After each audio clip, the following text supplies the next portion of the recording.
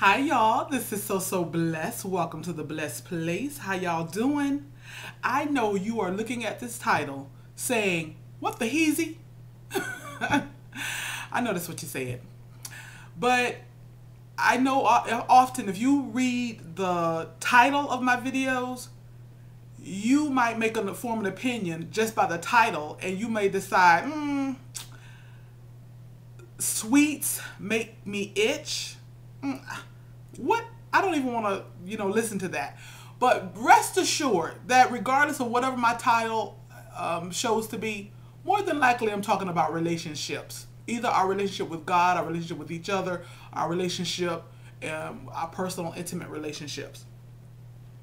So, what is Deidre talking about? Sweets make me itch. Okay, well, I was just in the shower, and while I was showering, I was thinking about, I got to go run some errands. And I was thinking about, while I'm out running some errands, I'm going to stop by Publix and get this cheesecake that I had Sunday. And it was called Monster Cheesecake. Oh my goodness, y'all. Cheesecake is my favorite dessert, but this Monster Cheesecake, it's chocolate. It's like, you ever remember when you were little kids, you used to get the vanilla ice cream cone dipped in chocolate? It's like they dipped the cheesecake in chocolate. Okay, this is not about that cheesecake. It's kind of about the cheesecake, but a long time ago, probably about, I'm gonna say about 8 years ago, I went to the doctor because I was always itching. And even if you watch me on my videos, a lot of times you'll see me do this, or like just then you saw me do that, and my thighs, my back, my breasts, my arms. It's like I was always itching. So I went to the doctor to inquire and to do blood work and inquire as to why I'm always itching. Well, my blood work came, I find, although the doctor told me I was borderline diabetic, but I wasn't diabetic. But the doctor told me that the reason I was itching is because they found out that I was allergic to sugar and high carb foods, which the body, it becomes sugar or something like that. But anyways, but I thought at the time that this was some whack diagnosis, some new aged whack diagnosis that that the doctor gave me, instead of saying, I don't know why you're itching.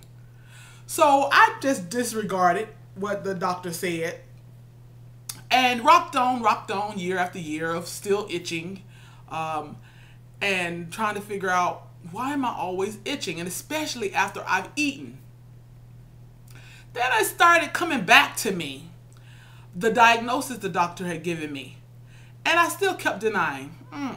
Nah, that's some whack diagnosis. Who's allergic to sugar? I mean, sugar is part of our everyday life. And then I started saying, well, Deidre, he's the expert. He did the blood work.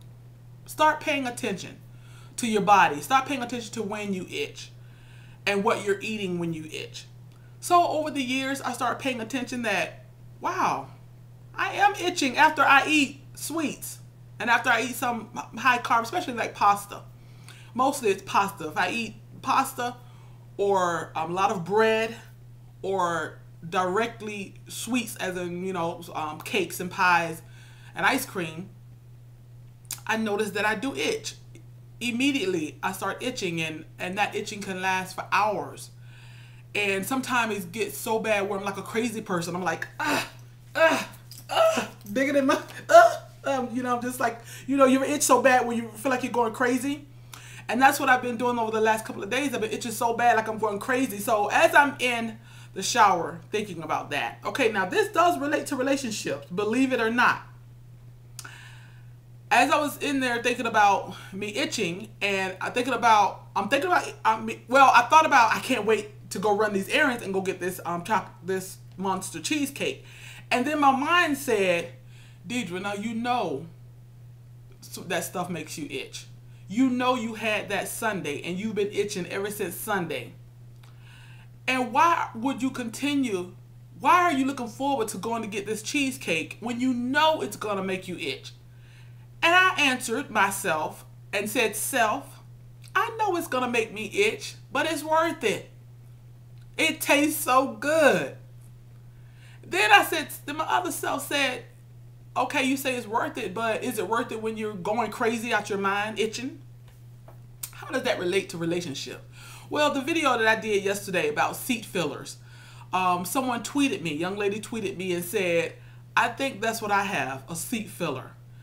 But I don't know how to get rid of the seat filler when I don't really want to get rid of the seat filler.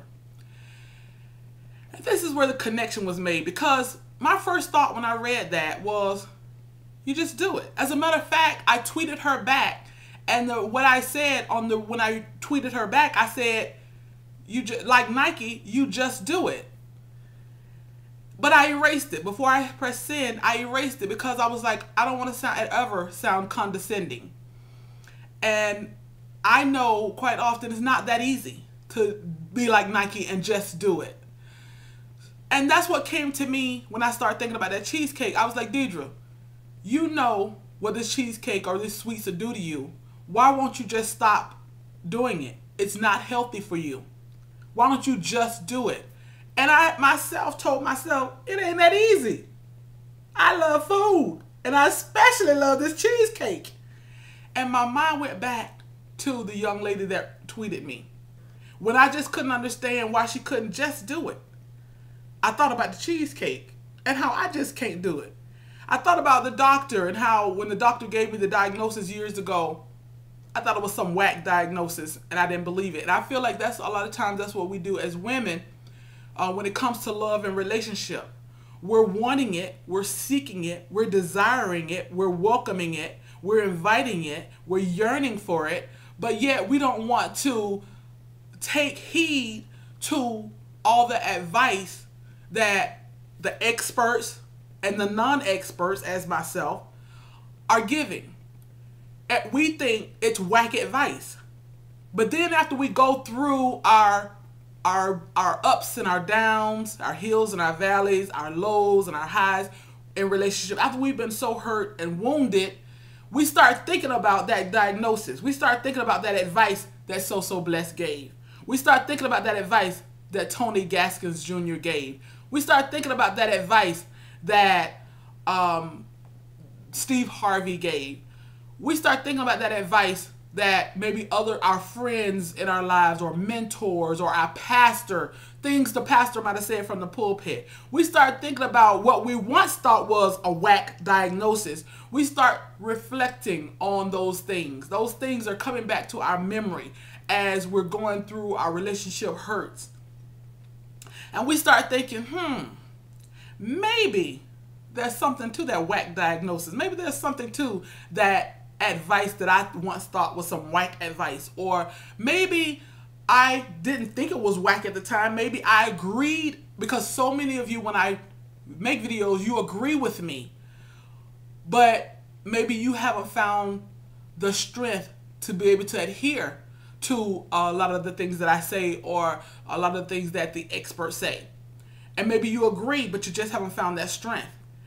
And that's what happened to me eventually with the diagnosis the doctor gave me.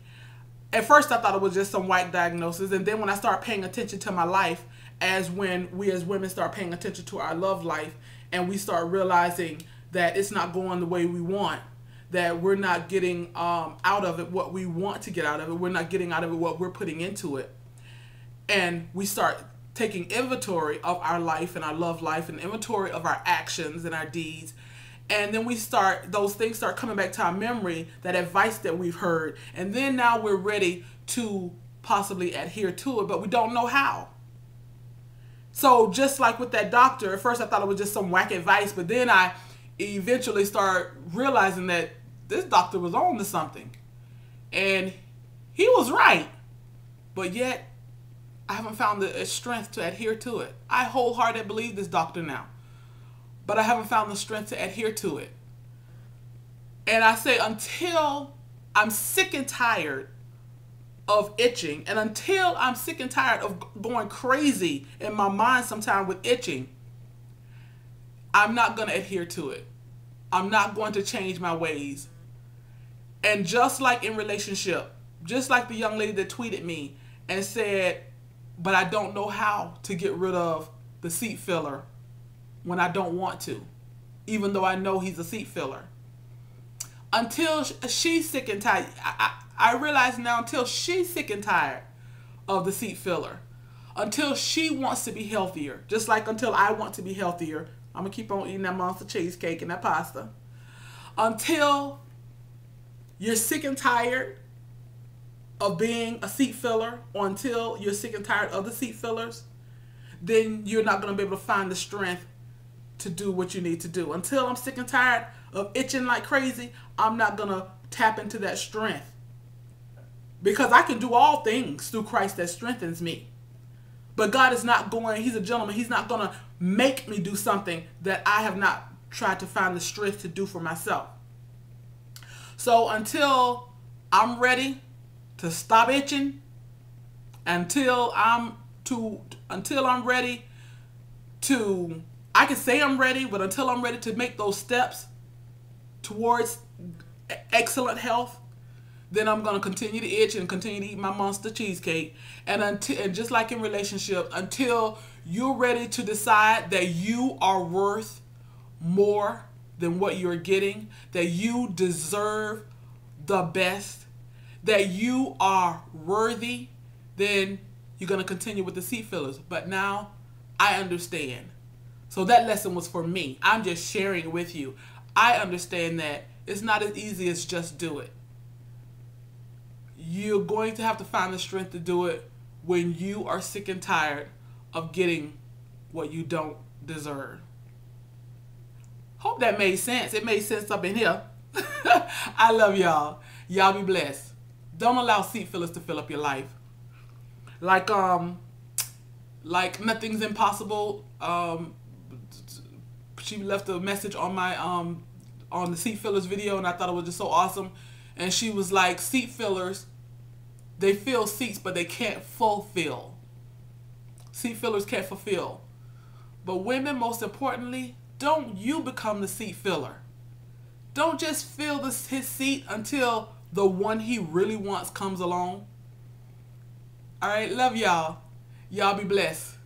Off to get my monster cheesecake. Don't judge me. Love y'all. Y'all be blessed.